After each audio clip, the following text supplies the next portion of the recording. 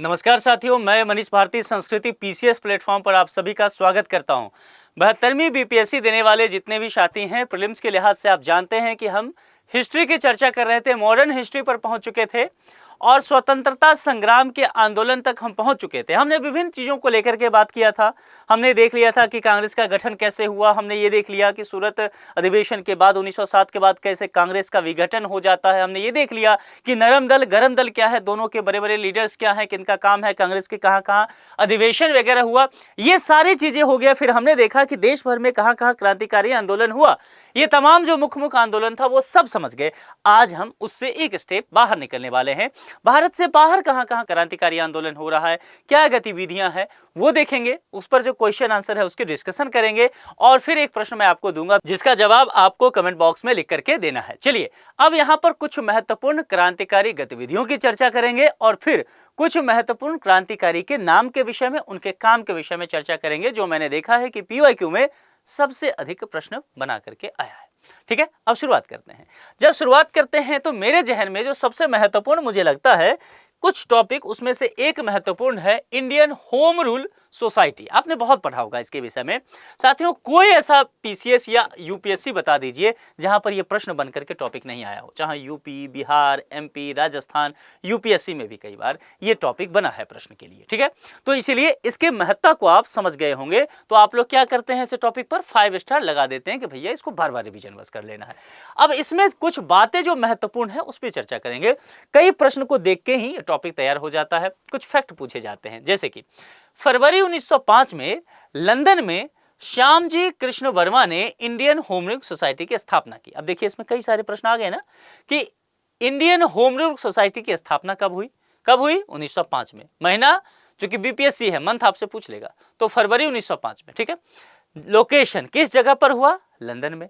किसने किया, श्यामजी कृष्ण वर्मा ने। 3 प्रश्न तो यहीं से आ गया। अब कहां हो रहा है, लंदन में। तो प्रश्न आ सकता है कि लंदन में यह स्थापना हुआ, इसका उद्देश्य क्या था।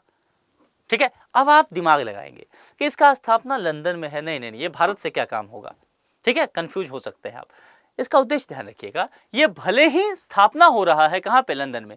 नाम क्या है, Indian home rule society. Indian शब्द है, स्वदेशी चीजें, स्वशासन की बात की जा रही है। हम अपना प्रशासन शासन खुद चलाएंगे, होम रूल की बात की जा रही है।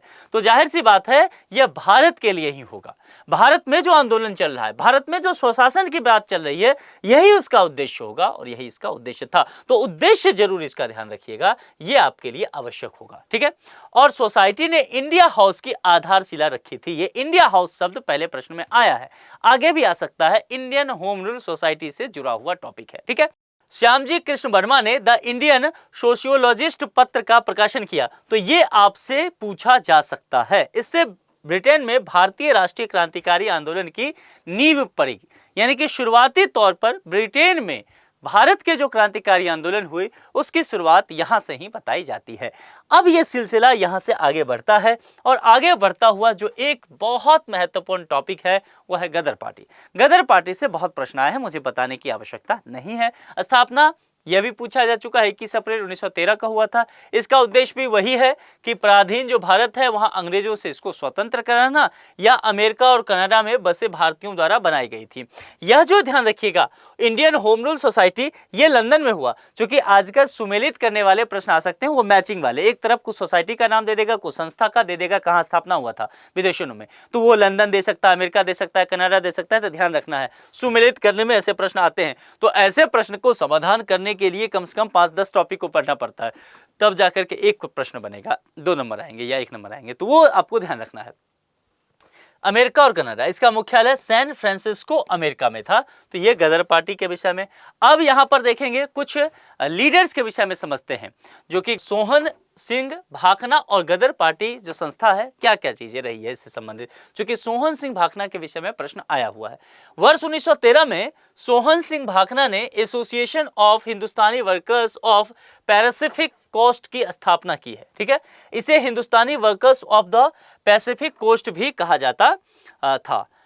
इस संस्था ने गदर नामक अखबार निकाला। तो गदर जो है वो एक अखबार रहता है, ये ध्यान रखिएगा, और अखबार के कारण इसका नाम भी पड़ता है। क्योंकि अगर ये पूछा जाए इस पार्टी का नाम कहाँ से आया और दिया जाए मुख्य वजह, तो सबसे पहले अखबार निकलता था और उसी अखबार के नाम पर आगे चल करके इसका पार्टी का नाम नींव जो है वहीं पड़ता है।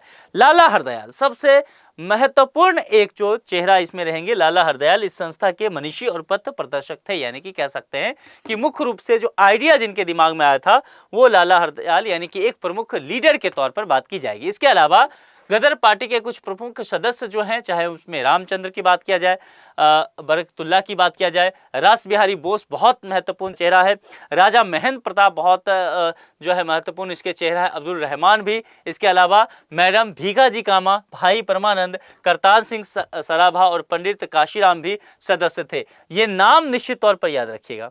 यहाँ नाम से एक प्रश्न बन सकता है कि इस नाम में से कौन जुड़े हैं या कौन नहीं है। 10 नाम देकर के, 5 नाम देकर के एक चीज़ आपसे पूछा जा सकता है।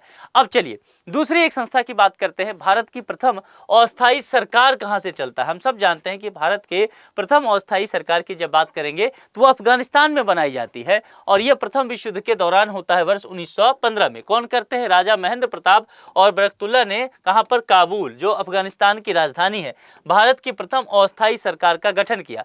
राजा महेंद्र प्रताप जो है वो राष्ट्रपति बने और बरकतुल्ला जो है वो प्रधानमंत्री बनते हैं। ये भारत के प्रधानमंत्री बन रहे हैं, राष्ट्रपति बन रहे हैं 1915 में। कहां पर? काबुल, अफगानिस्तान में। कि हम भारत के विषय में यहां से सोचेंगे। एक प्रमुख नाम है, हमेशा आपने सुना होगा, भीखाजी कामा। मैडम भीखाजी कामा का जन्म जो है 24 सितंबर 1861 को हुआ था। माता पिता उनके पारसी थे। पिता सोराब जी फ्रामजी पटेल और माता जैजी भाई सोराब जी पटेल थी। उनका विवाह रुस्तम के आर कामा से होता है।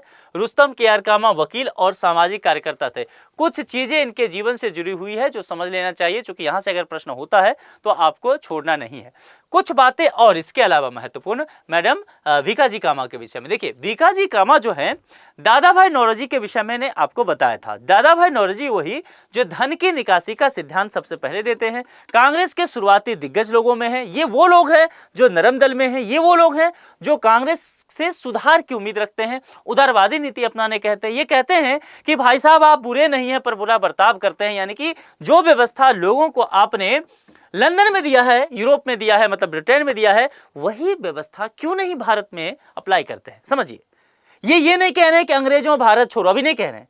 ये शुरुआती दौर में कह रहे हैं कि सुधार कर दीजिए, प्रशासन में सुधार लाइए। अंग्रेज की प्रशासनिक व्यवस्था जो है सुधारवादी, जो ब्रिटेन में चल रहा है, उस पर इनको बहुत ये भरोसा रहता है, यकीन रहता है। कौन? दादा भाई नौरोजी वाली टीम। ठीक है, वो मैंने बता चुका हूं तो मैं वापस नहीं आऊंगा। अब चलिए, मैं अभी भीखाजी कामा की कहानी सुना रहा हूं। तो दादा भाई नौरोजी जो थे उनके एक निजी सचिव हुआ करते थे, और पता है उस निजी सचिव का, प्राइवेट सेक्रेटरी का नाम क्या था? भीखाजी कामा। यहां से प्रश्न बना है, ध्यान रखिएगा। ये क्रांतिकारी राष्ट्रवाद की समर्थक थी। जरा सोचिए, दादा भाई नौरोजी नरम दल के व्यक्ति, ठीक है, फिलोसफिकल बात करने वाले, और भीखाजी कामा जो उनकी प्राइवेट सेक्रेटरी रही वो क्रांतिकारी रही। समझ में आ रहा है? तो यूरोप और अमेरिका से भारतीय क्रांति का इन्होंने काफी संचालन किया। वर्ष 1907 में इन्होंने स्टुटगार्ट जर्मनी की अंतर्राष्ट्रीय समाजवादी कांग्रेस में भाग भी लिया था। विदेशी भूमि पर भारतीय ध्वज फहराने वाली पहली भारतीय ये थी। ध्वज का डिजाइन वी.डी. सावरकर और श्यामजी कृष्ण वर्मा ने मिलकर के तैयार किया था। श्यामजी कृष्ण वर्मा के नाम पर मैंने भी आपको चर्चा किया था। इसीलिए साथियों, भीखाजी कामा को भारतीय क्रांति की जननी यानी कि भारतीय क्रांति की माता के नाम से जाना जाता है। तो अगर प्रश्न इस तरह से आ जाए इनके नाम पर तो मत चुकना चौहान, यानी कि प्रश्न कितना भी घुमाएगा आपको सही जवाब देके आना है, बन जाएगा ना। इसीलिए थोड़ा रुक करके कहानी सुनाया, बहुत सारे प्रश्न इनके नाम पे आए हैं। ठीक है, लाइफ स्टाइल से कम पूछा जाएगा। जो अभी किस्सा जो सुनाया था ना मैंने, पलट पलट के वो सारी वाले, वो बहुत आपसे पूछा जाएगा, ध्यान रखना। चलिए कुछ नाम और, मदन लाल ढींगरा और उधम सिंह, दोनों ही नाम मोस्ट इंपॉर्टेंट है। अभी कहानी बता देता हूं तब समझ जाएंगे। ठीक है, जिसमें उधम सिंह तो क्या ही उधम मचाया इन्होंने, अभी आएंगे। इंग्लैंड में अंग्रेज अधिकारियों की हत्या के आरोप में मदन लाल ढींगरा और उधम सिंह को फांसी दी गई, हम ये सब जानते हैं। मदन लाल ढींगरा ने 1 जुलाई 1909 को लंदन में भारतीय राष्ट्रीय संघ की बैठक में भारत राज्य सचिव के सलाहकार कर्जन वायली और डॉक्टर कावास ललका को मार गिराया। ये ध्यान रखिएगा क्या इन्होंने किया। और उधम सिंह सबसे बहादुरी का काम करते हैं। आप जानते हैं कि जलियांवाला बाग हत्याकांड हुआ और उसके लिए जो जिम्मेदार था तत्कालीन पंजाब के लेफ्टिनेंट गवर्नर था जनरल डायर। तो इन्होंने क्या किया कि टारगेट किया कि जनरल डायर को कैसे भी होगा हम मारेंगे, और मार्च 1940 में ये लंदन पहुंच जाते हैं और जनरल डायर को मार करके वापस लौटते हैं। ठीक है, तो इसी चीज़ों में इनको जो है वहाँ फांसी दी गई थी। इसके अलावा एक घटना है जो कई बार पूछा गया है, कामागाटामारू घटना। ये यूपीएससी में भी आ चुका है, बीपीएससी में भी आ चुका है।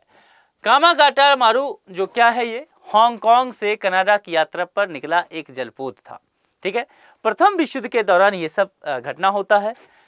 ये नाम पहले समझ गए ये क्या है, ये एक जलपोत है, ध्यान रखिएगा, किसी जगह या व्यक्ति का नाम नहीं है। प्रथम विश्व युद्ध के दौरान क्या होता है कि एक भारतीय होते हैं गुरदीत सिंह। ये गुरदीत सिंह चूंकि ये जलपोत होता है, इसको किराया पर लेते हैं, और किराए पर लेते हैं तो इसमें बहुत सारे भारतीय सवार होते हैं। तकरीबन 376 भारतीय इस पर रहते हैं सवारी। इन सब को कनाडा के बंदरगाह वैंकूवर पर पहुंचने पर पुलिस यात्रियों ने घेराबंदी कर ली और पुलिस ने उन्हें देश में प्रवेश करने से रोका, जिसको लेकर के बहुत सारे लीडर जो हैं वह कहीं न कहीं एक कमेटी का भी गठन करते हैं, जिसमें हुसैन रहीम होते हैं, बलवंत सिंह होते हैं, सोहनलाल पाठक होते हैं। इन सब ने यात्रियों के अधिकार के लिए एक कमेटी का गठन किया था। नाम लिख देता हूं, लिख लीजिए, शोर कमेटी। ये बहुत महत्वपूर्ण है, ये पूछा जा चुका है इसीलिए लिखा मैंने। शोर कमेटी का गठन किया था। अमेरिका में कुछ भारतीय रहते हैं, जिसमें भगवान सिंह होते हैं, बरकतुल्ला, इसके अलावा रामचंद्र, सोहन सिंह। इन सभी ने क्या किया, इस आंदोलन का समर्थन किया था। जब कामागाटामारू जहाज कलकत्ता पहुंचा तो पुलिस और यात्रियों में बहुत संघर्ष हो जाता है। इस संघर्ष में कम से कम 20 यात्रियों की इसमें से मृत्यु भी होती है। 202 यात्रियों को बाद में जेल में भी डाल दिया गया। तो ध्यान रखिएगा, ये घटना अपने आप में भारतीय इतिहास में बेहद महत्वपूर्ण है। अब चूंकि चर्चा बहुत कम होता है ना, और इन सब चीज़ों के वजह से ये ध्यान में नहीं रहता और प्रश्न यहाँ से बन जाता है। दो महत्वपूर्ण नाम ध्यान समझिए, एक तो रास बिहारी बोस और दूसरा इंडियन इंडिपेंडेंस लीग। एक व्यक्ति और एक संस्था, क्या है ये संबंध? रास बिहारी बोस जापान में रह रहे भारतीय अप्रवासी थे, एनआरआई थे। 28-30 मार्च 1942 में उन्होंने टोक्यो में भारतीयों का सम्मेलन आयोजित किया। देखते चलिए क्या क्या होता है। फिर जून 1942 में बैंकॉक सम्मेलन में से विधिवत रूप से दिया गया, यानी कि जो प्लान किया था उस प्लान को अप्लाई किया गया। सुभाष चंद्र बोस को सम्मेलन में निमंत्रित किया गया और रास बिहारी बोस ने इस सम्मेलन में इंडियन इंडिपेंडेंस लीग की स्थापना की। तो ये सारा कहानी जो हुआ था वो इस चीज के लिए हुआ था, इंडियन इंडिपेंडेंस लीग। तो ये पूछा जाएगा, इंडियन इंडिपेंडेंस लीग किसके द्वारा स्थापना किया गया? रास बिहारी बोस के द्वारा। तो ये चीजें कुछ ध्यान रखिएगा। अब चलिए यहाँ पर प्रश्न पर आते हैं। इन प्रश्नों के माध्यम से मैं आपको कुछ टॉपिक बता देता हूँ, वो आप नोट करते चलिएगा, क्योंकि कुछ तो चीजें हम यहाँ से निकाल ले जाएंगे। लंदन में इंडियन होम रूल सोसाइटी को प्रारंभ किया, 4 नाम है, हमने अभी चर्चा किया था। एनी बेसेंट, बीजी तिलक, एम के गांधी, श्यामजी कृष्ण वर्मा। तो हमने आपसे चर्चा किया था, श्यामजी कृष्ण वर्मा जो हैं इंडियन होम रूल सोसाइटी की स्थापना करते हैं। इंडिया हाउस की स्थापना भी इन्होंने किया था 1905 में लंदन में, फरवरी 1905, ये ध्यान रखिएगा, हमने इसकी चर्चा की थी। वह कौन था जिसने गदर पार्टी को स्थापित किया? मैंने आपको बताया था कि गदर जो है दरअसल वो एक अखबार था, एक मैगजीन था, और बाद में उसी के नाम पर, उस अखबार के नाम पर गदर पार्टी का नाम पड़ गया। वर्ष 1913 में सोहन सिंह भागना ने association of Hindustani workers of Pacific coast या Hindustani workers of the Pacific coast, दोनों का अगर देखेंगे दोनों नाम का उल्लेख मिलता है, तो इसकी स्थापना की और उसी जो ये संगठन है इसके द्वारा गदर नामक अखबार निकाला गया और इसी से आगे चल के गदर पार्टी की स्थापना होती है। लाला हरदयाल सबसे महत्वपूर्ण नाम इसमें से रहते हैं। ठीक है, क्योंकि अगर यहाँ पर, अच्छा एक चीज समझ लीजिए, क्योंकि लाला हरदयाल का नाम है तो हम लाला हरदयाल के नाम के साथ चलेंगे, लेकिन साथियों यहीं पर अगर एक नाम दे दिया जाता आपको, सोहन सिंह भाखना। अब देखिए यहां पर लाला हरदयाल का नाम ना होता और सोहन सिंह भाखना का नाम होता, तो क्या आप इस प्रश्न को सही नहीं मानते? नहीं, बल्कि फिर मैं कहता आपको सोहन सिंह भाखना ज्यादा सही आंसर है, क्योंकि सोहन सिंह भाखना जो है वही Hindustani workers of the Pacific coast, उसकी स्थापना कर रहे होते हैं। ठीक है, और उसी के द्वारा अखबार निकला, उसी से गदर पार्टी बना, तो निश्चित तौर पर ये ज्यादा महत्वपूर्ण होते। लेकिन लाला हरदयाल भी इससे जुड़े थे, इस संस्था की एक तरह से कह सकते हैं, क्या कहा जाए, मार्गदर्शक मंडली जो होता है ना उसमें थे, एक सीनियर लीडर के तौर पर। तो अगर ये नाम होता तो हम इसके साथ टिक लगाते, ये नाम नहीं है तो बाकी 3 नाम पर हम विचार ही नहीं कर सकते, तो लाला हरदयाल भी सही जवाब होगा। फिर समझ में आ रहा है ना कि प्रश्न का समाधान कैसे करते हैं। आगे, निम्नलिखित में से कौन गदर पार्टी का पहला सभापति था? प्रश्न पूछा जा चुका है। और गदर पार्टी आप जानते हैं, अभी अभी चर्चा किया कि पराधीन भारत को अंग्रेजों के चंगुल से निकालने के लिए एक स्वतंत्रता आंदोलन में साथ देने के लिए बनाया था। अमेरिका और कनाडा में जो भारतीय रह रहे थे 1913 में किया। और गदर एक हिंदुस्तानी गदर नाम का समाचार पत्र, उससे गदर पार्टी निकलता है गदर, और उसमें देखा गया हिंदी, गुजराती, उर्दू, पंजाबी ये सारी भाषाओं में प्रकाशित होता था। और इसके संस्थापक के तौर पर मैंने अभी बताया है कि उस प्रश्न में सरदार सोहन सिंह भागना का नाम होता तो हम उनका नाम लेते, लाला हरदयाल था तो उनका नाम लिया। अब यहाँ कहा गया कि गदर पार्टी का पहला सभापति कौन, तो जाहिर सी बात है सोहन सिंह भागना। लाला हरदयाल दोनों हैं इसमें, तो हमने लाला हरदयाल का नाम नहीं लिया, इसमें सोहन सिंह भागना का नाम लिया। ठीक है, चौथे प्रश्न पर आते हैं। प्रथम विश्व युद्ध के दौरान सक्रिय होने वाले गदर क्रांतिकारियों का आधार स्थल था, लोकेशन आपसे पूछा गया है। और मैंने एक जगह बताया था जो सैन फ्रांसिस्को पड़ता है, तो सैन फ्रांसिस्को जो है वह अगर देखा जाए अमेरिका के हिसाब से देखेंगे तो अमेरिका के पश्चिमी भाग में आपको स्थित मिलेगा। ठीक है, अब यहां पर एक बात समझ लीजिए कि यह लोकेशन के हिसाब से चूंकि है ये कनाडा में भी बहुत चर्चित में रहा ये संगठन। आपसे अमेरिका पूछा गया है तो अमेरिका के साथ आप बढ़ेंगे, अमेरिका कनाडा साथ देकर के भी प्रश्न बन सकता है, तो फिर उसके आधार पर जो विकल्प होगा वो आपको चुनना पड़ेगा। तो ऐसे प्रश्न में आपको विकल्प थोड़ा सा ध्यान से देखना पड़ेगा। गदर क्रांति छिड़ने का सबसे महत्वपूर्ण कारण क्या था? ये बहुत अच्छा प्रश्न है। देखिए क्या क्या, लाला हरदयाल की गिरफ्तारी, या कामागाटा मारू घटना, वो जो जहाज तोप जो लिया था वो पोत जो रेंट पे, प्रथम महायुद्ध का शुरू होना, और करतार सिंह सराभा को फांसी दिया जाना। अब देखिए यहाँ पर गदर क्रांति छिड़ने का जो महत्वपूर्ण कारण, कहीं न कहीं बहुत एक से अधिक कारण आपको समझ में आ रहा होगा, लेकिन इसमें कारण जो है कि स्वदेशी आंदोलन जो है भारत में वो लगातार निष्क्रिय हो रहा था, और इस वजह से भारतीय राष्ट्रवाद निष्क्रिय होता जा रहा था। अंग्रेज दमन कर रहे थे यहाँ के क्रांतियों को। इन्हीं सब चीजों के बीच 1914 में, और कांग्रेस का विघटन हो गया है, सूरत अधिवेशन 1907 में, ये भी ध्यान रखना है। इन्हीं सब चीजों के बीच क्या होता है, 1914 में अचानक एक विश्व युद्ध छिड़ जाता है और पूरे यूरोप उसके चपेट में आ रहा होता है। भारतीय लोगों में राष्ट्र भावना जो है वह फिर झकझोर देता है, और पहली बार लगता है कि भारत ब्रिटेन से जीत सकता है, और भारत के लिए जीतना भारत के हित में है, एक मौका है, इस विश्व युद्ध का लाभ उठा ले भारत। इन्हीं सब चीजों को देखते हुए गदर क्रांति से जुड़े हुए जो नेता रहे उन्होंने इस आंदोलन को अंजाम दिया। तो प्रथम महायुद्ध यानी कि विश्व युद्ध शुरू होना एक महत्वपूर्ण कारण माना जाता है। निम्नलिखित में वह कौन व्यक्ति था जिसने विदेश में गणतंत्रात्मक सरकार की स्थापना की थी? ध्यान से देखिएगा, ये नाम से पता चलेगा। महेंद्र प्रताप, सुभाष चंद्र बोस, रासबिहारी बोस, उपयुक्त में से कोई नहीं। तो यहां पर अगर आप देखेंगे तो राजा महेंद्र प्रताप का मैंने नाम लिया था, इनके एक सहयोगी हुआ करते थे बरकतुल्ला, और मैंने आपको कहा था कि ये कहां पर ये सरकार बना था, अफगानिस्तान में। अफगानिस्तान की जो राजधानी है कहां पर, काबुल, तो काबुल में ही ये होता है। और दो व्यक्ति इसमें जो मुख्य रूप से रहते हैं, एक तो महेंद्र प्रताप, और महेंद्र प्रताप जो है इनके सहयोगी बरकतुल्ला। तो महेंद्र प्रताप जो है ये खुद को क्या बनाते हैं, प्रेसिडेंट, ठीक है, और जो बरकतुल्ला होते हैं वो प्राइम मिनिस्टर बनते हैं भारत के। और मजे की बात है, इसे जर्मनी